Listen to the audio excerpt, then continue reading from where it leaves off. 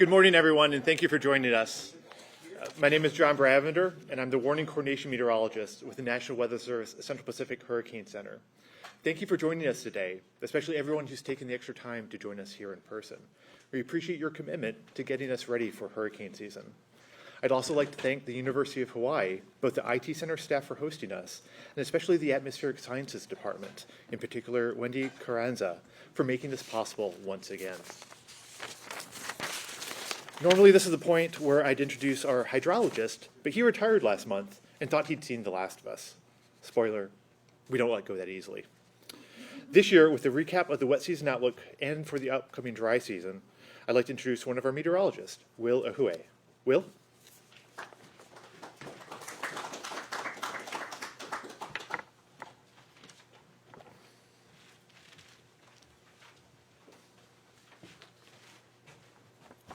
Good morning, everyone. My name is Will Ahue. I'm, like John said, I'm one of the meteorologists. And Tina and I will be taking over, trying to take over for the big shoes that we're leaving with Kevin being gone. So we'll do a quick recap of the wet season summary and then kind of go into our dry season outlook. So our wet season, based on forecast from CPC, was calling for a weak La Nina event through January through March. It was classified as a weak La Nina event from January through March, and then we transitioned over to ENSO neutral conditions as we got into April. The forecast called for above average rainfall through the wet season with a focus on significant rainfall over leeward areas. Rainfall totals, unfortunately, throughout the season were below normal. The good news was leeward areas, due to the layer flow and southeast flow that we saw, allow for some sea breeze convection to develop. So we did see the leeward areas did receive much needed rainfall. But in general, the entire state remained below normal throughout the entire wet season, which runs from October through April. So kind of just recapping the months, in October was a slow start to the wet season. We had below normal rainfall across most of the western half of the state. The good news is we did see some enhanced rainfall over the eastern half of the state towards the end of the month, which helped to lessen the drought impacts over there. November and December were really dry, as we can all imagine, right? We saw drought conditions worsen across all of the state, with isolated extreme areas developing across leeward portions of some of the islands. January, we saw a little reprieve with that big weather system that came through that brought a lot of rain to portions of the state. But then, unfortunately, dry conditions returned as we went from February into March, and severe to locally extreme drought returned to leeward areas in those during that time. But we did see some improvement, about 1 to 2 categories, as we went into March with the increase in rainfall that we saw in March. April also saw wet conditions, which helped to lower drought conditions over Kauai and Oahu. But unfortunately, they did worsen over portions of the Big Island and over Maui County. So for our dry season outlook, right now, ENSO probability forecast from the Climate Prediction Center favor ENSO neutral conditions to persist through the summer, with a 50% chance of those conditions transitioning to, or continuing through October.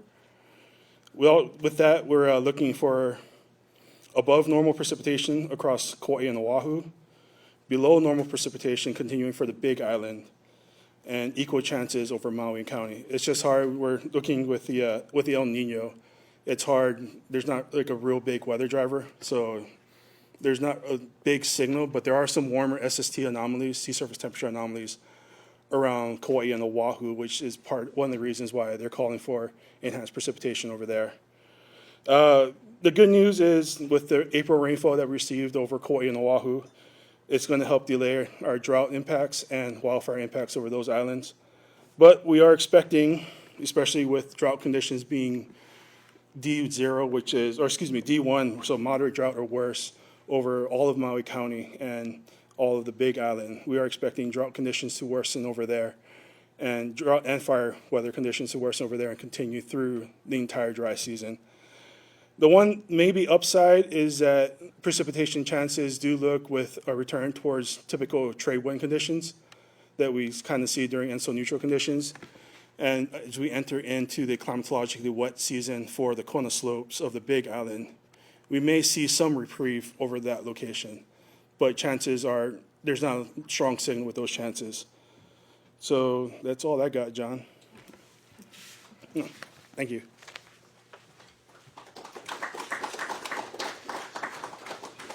Great. Thank you very much, Will. Next, I'd like to welcome Don Aveao, the Executive Officer of Hawaii Emergency Management Agency. Don?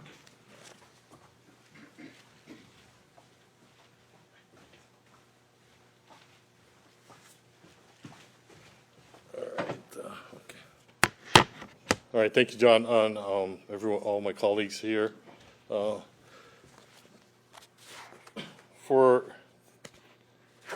awarding or doing the proclamation rather for the hurricane season. This is from the governor. Hurricane season runs from June 1st through November 30th in Hawaii. Hawaiians Kama'aina must always be vigilant to these weather events and be aware, educated, and ready to take action when storms develop in the Pacific Ocean. And it only takes one storm to change your life, your family, your ohana, and your community. And before this year's hurricane season begins, the state of Hawaii encourages everyone to be aware of their vulnerability to hurricane hazards, develop an emergency plan, and have 2 weeks of emergency supplies to ensure the safety of ourselves and our loved ones. On behalf of the governor, I read therefore, Josh Green, MD, Governor of the State of Hawaii, do hereby proclaim May 18th through the 24th, 2025, as Hurricane Preparedness Week. In Hawaii, and ask the people of the Aloha State to be aware, educated, and ready to take action as recommended by the National Oceanic and Atmospheric Administration to safeguard our ohana, homes, and businesses before hurricane season. This is from our Governor, Josh Green, to the National Weather Service and NOAA. Yeah. Thank you. Okay.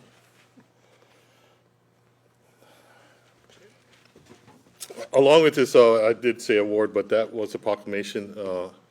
I wanted to also recognize an individual, Kevin Kodama, which will be awarded the Arthur Chu Award for Excellence in Hurricane Preparedness, which recognizes the innovation and excellence in hurricane preparedness established in memory of Dr. Arthur Chu, a distinguished engineering professor who laid roots here at the University of Hawaii, my alma mater, with a focus on the impact of wind on structures. Dr. Chu dedicated much of his life to community safety, serving on the Hawaii State Hurricane Advisory Committee. This annual award highlights the significant contributions of individuals or organizations that enhance hurricane preparedness in our communities. So my backstory with Dr. Chu is I attended the University of Hawaii at the time, and I believe it was Bob Akinaka, who was one of our esteemed engineers here also. A friend of mine, I guess there's a lot of NOAA boosters here at the University of Hawaii, and Bob is also a boss of my friend Kevin Kawahara, which is at Akinaka and Associates. He always mentioned that he had a great mentor, and it was Dr. Chu. And I remember seeing him walking along the campus, but never realized that our disciplines would collide. But it's awesome to see that this award goes to Kevin Kodama, as we are thrilled to present the 2025 Arthur Chu Award to Kevin Kodama, whose remarkable career spans over 3 decades in federal service, beginning with the U.S. Air Force in 1994 and continuing with the National Weather Service. Since joining the Honolulu Weather Forecast Office back in 1997, and then taking on the role of hydrologist in 1998. Kevin's tireless efforts and years of dedication have helped protect lives and inform communities. Kevin, you exemplify the spirit of dedication and innovation that this award represents. Ladies and gentlemen, please join me in congratulating Kevin Kodama on this well-deserved recognition. There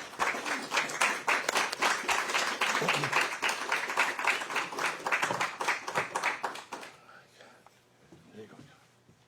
Congratulations. Thank you. Thank you. All right, well, do we have And a little bit of story too. When I'm also an Air Force veteran, so I remember Kevin giving those forecasts, and also he recognized the unit that I used to work at Keesler Air Force Base, the 53rd Weather Recon squadron, better known as the Hurricane Hunters, on their C-130s. I went to tech school there, worked on the C-130s as well as their comm gear. So thanks for recognizing them. Thanks for being, for your service with the Air Force and the many years that you served our community. Thank you. Yeah.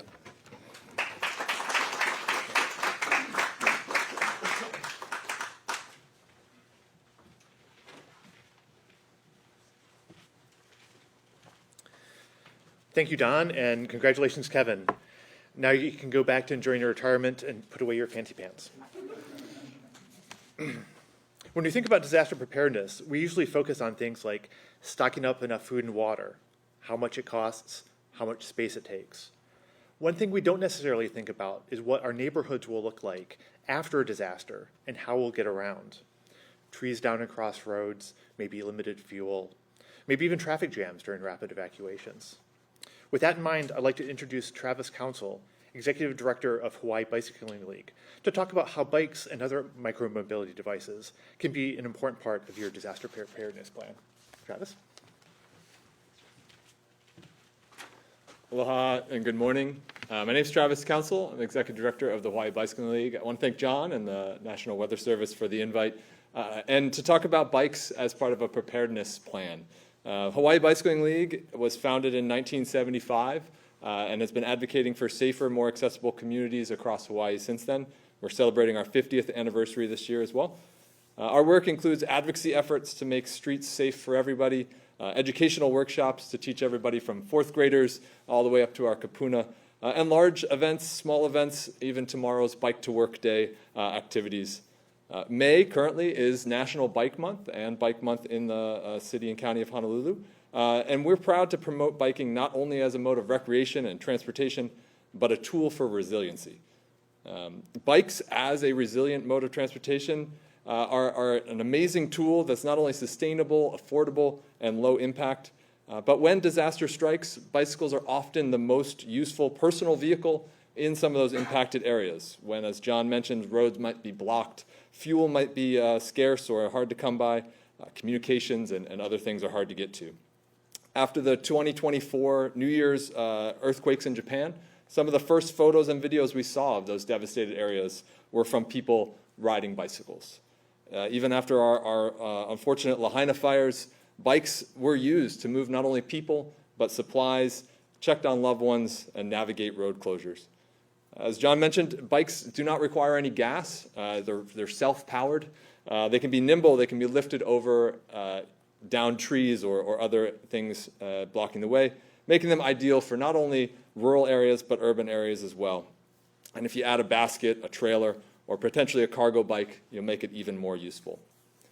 In places that see frequent natural disasters, whether it's hurricanes or other impacts, bicycles are becoming more and more a part of those emergency response toolkits for both citizens as well as aid workers.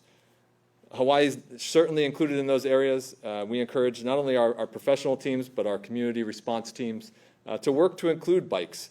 We work with our member-based organization to ensure people have the tools and knowledge they need to have a functioning bike all the time, but especially during emergency issues.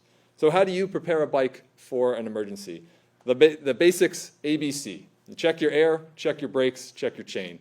So keep those tires inflated, keep the brakes working, lubricate the chain. A neglected or not working bike isn't really going to help you out. Have the basic tools, maybe a patch kit or some sort of repair kit. HBL offers free workshops to the community to how to fix a flat tire, how to ride a bicycle, all those types of things so you can feel comfortable knowing how to keep your bike working. As I mentioned earlier, you can install a basket or a rear rack, something that makes it a little easier to carry water, get supplies, even get pet and food supplies. Consider adding lights or reflectors. A lot of times these disasters can knock out power or make it where you want to stay visible when you're coming around. As part of your to-go bag, consider having a helmet or first aid kits, maybe gloves, so that you can operate a bicycle safely and be extra helpful for your neighbors. And then for families, whether it's kids or pets, consider adding a trailer or a cargo bike to your options to make movement more flexible. especially not only a hurricane, but especially in our tsunami evacuations. John mentioned, traffic jams, those types of things. A bicycle can be a much more nimble way of getting around than everybody getting in their car. Bicycles, as I mentioned, they're way more than just for leisure. They are definitely part of how we build a resilient community. They're how we're going to reach our state's goals of zero greenhouse gases and becoming a more self-sustaining community. Whether it's for everyday commuting, whether emergency evacuations, or getting supplies after a disaster, a bike can really make a difference when you're in trouble. So as we celebrate our 50th anniversary, we want to invite everybody to get more involved, not only in Bike Month, but I'm excited to note that the governor has also proclaimed June 3rd, so the start of hurricane season, as World Bicycle Day. This was designated by the United Nations a few years ago, and we were one of the first states to designate this national or international event, World Bicycle Day. So maybe use that June 3rd event to get your bike out, dust it off, make sure it's working as we come into hurricane season. Thank you very much.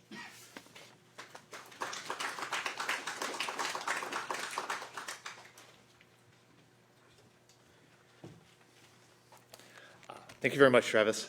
Next, I'd like to bring up Chris Brenchley, Director of the Central Pacific Hurricane Center.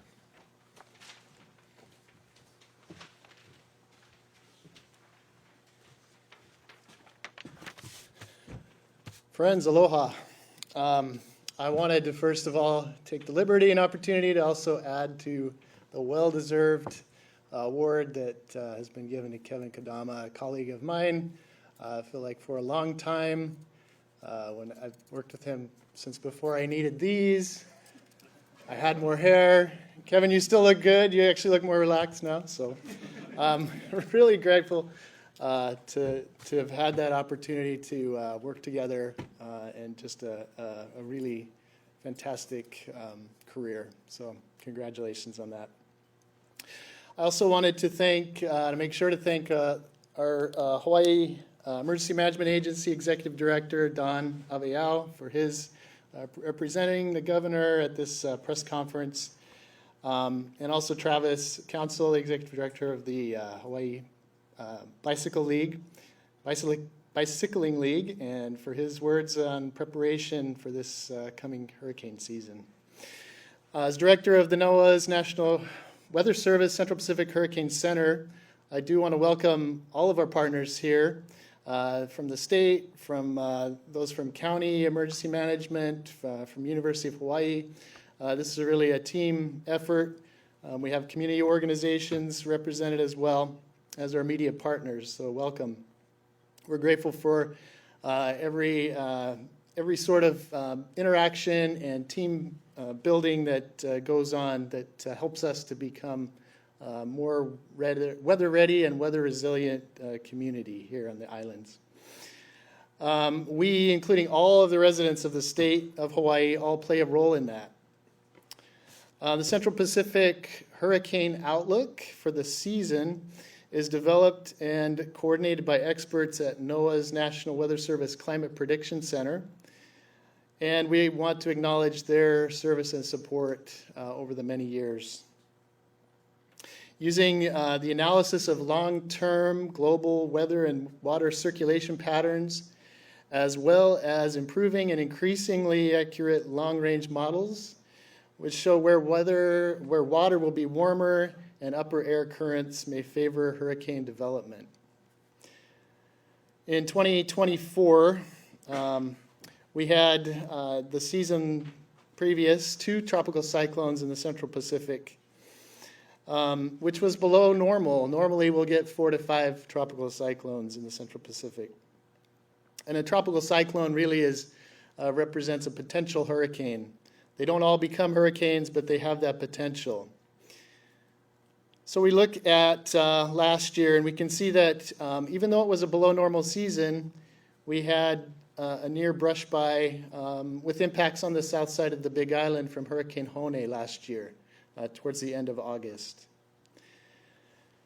So as we look forward to our outlook this year, we also want to keep in mind that that possibility exists even when we have very few tropical cyclones in the Central Pacific, that can still be a major impact depending on where those those potential hurricanes go.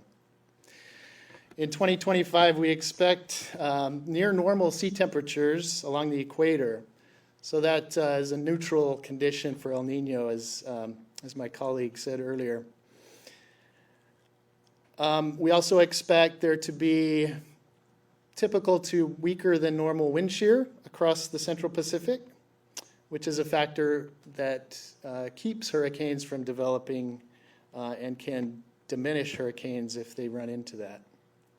So there's a balancing act, but in 2025, we are most likely to experience a near to below average tropical cyclone activity this season. That's for the entire Central Pacific.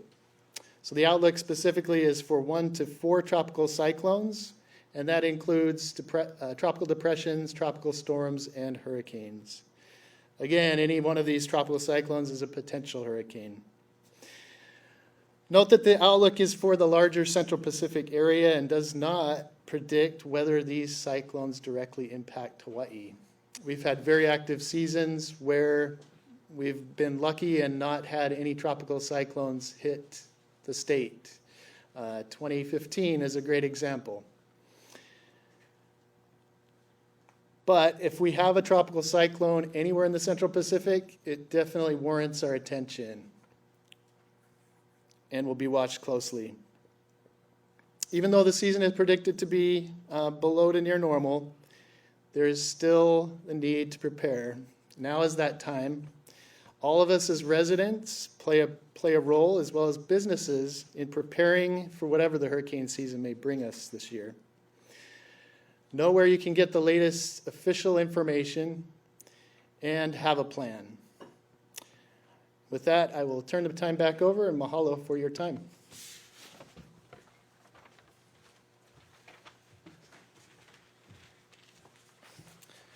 Great. Thank you, Chris.